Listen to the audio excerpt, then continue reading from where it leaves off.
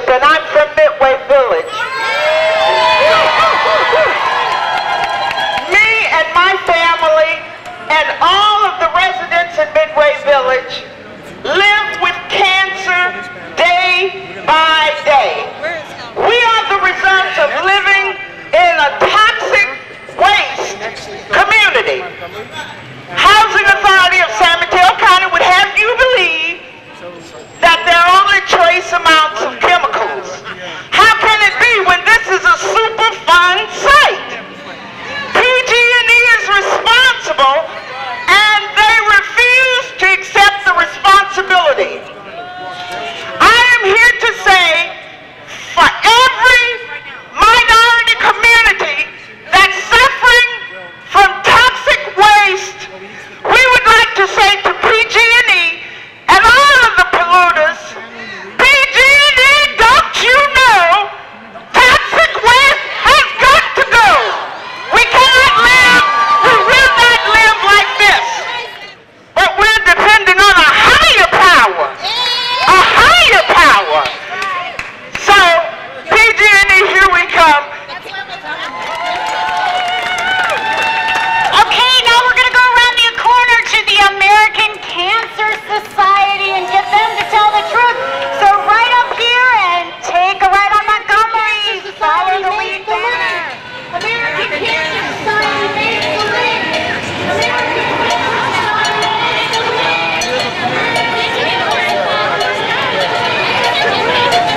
Stop pollution now. Stop cancer where it starts. Pollution now. Stop cancer where it starts. When Greenpeace released a report linking organic chlorines and breast cancer, the American Cancer Society sided with the Chlorine Chemistry Council. When Monsanto foisted the bovine growth hormone on all our milk and all our dairy products, which is definitely linked to breast cancer, did the American Cancer Society say anything? They don't want to stop what's going on. These people are getting rich off the fact that cancer is growing. That's right. So you go home and tell everybody you know, never, never give a red cent to these folks until they actually stop cancer instead of promoting it. Is everybody ready for our next stop on the tour? All right, we're going to go up here and we're going to take a ride on Pine Street and we're going to head back towards Market and visit one of our favorite PR firms. So let's get the lead banner up. Let's tell the stock exchange we want health before profit. Health before wealth. Health before profit. Health before profit.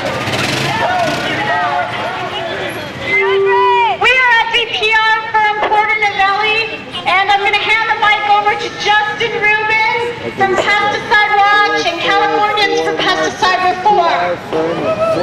My name is Justin Rubin. I work with Pesticide Watch, and I'm here representing also the over 100 groups in Californians for Pesticide Reform. And right now we're in front of the public relations giant, Porter Novelli, which is the 4th largest PR firm in the world, or in the nation, excuse me. I want to tell you a story about Porter Novelli. In 1993, pesticide manufacturers and agribusiness companies that were Porter Novelli's paying clients found out that PBS was going to air a documentary linking pesticides in food to cancer in children. And they were worried, so they went to Porter Novelli, their liars for hire.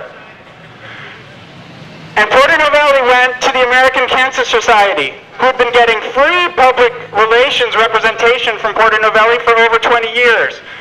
And Porter Novelli, on behalf of its paying clients, convinced the American Cancer Society to issue a memo calling the allegations in the TV show unfounded. There's 2 points I want to make here today, and they're both pretty simple. One is that pesticides cause cancer, and they're being dumped into our air and our water and our communities in increasing quantities. And the second point, is that pesticide manufacturers use PR scams like the story I just told, and like National Breast Cancer Awareness Month, to pull the wool over our eyes and to distract the public from the link between skyrocketing cancer rates and pesticides and other poisons in our air and water. And at the same time, many of those companies actually profit from treating and detecting cancer.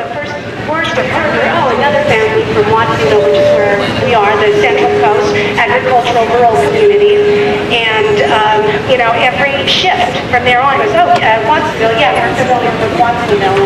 And, we started to think, well, why are they mentioning our community so much? And it's because so many of our children get cancer, and it's because of all the pesticides that are used around our community. We met many families there from the surrounding communities, which are also all agricultural based, from Castroville, Santa Cruz, Salinas, Greenfield. They're all little communities with a lot of sick children dying from cancer. And we would talk sometimes and ask, why do we have so much cancer among us? And, we'd wonder, why aren't they investigating? Why aren't they doing something about this? Who's researching? And we would go to our local legislators and politicians, but they don't know what causes cancer, and the local health people don't know what causes cancer. The ag people deny that it comes from the pesticides and chemicals that are used, but it's just too much of a coincidence. And we would talk about how perhaps there was some kind of a link between the pesticide industry and the hospitals and the insurance companies and the toxins that they use to kill the cancer. And I recently am finding out that that is true. It's the same companies who make the pesticides who profit from the healing of the cancers.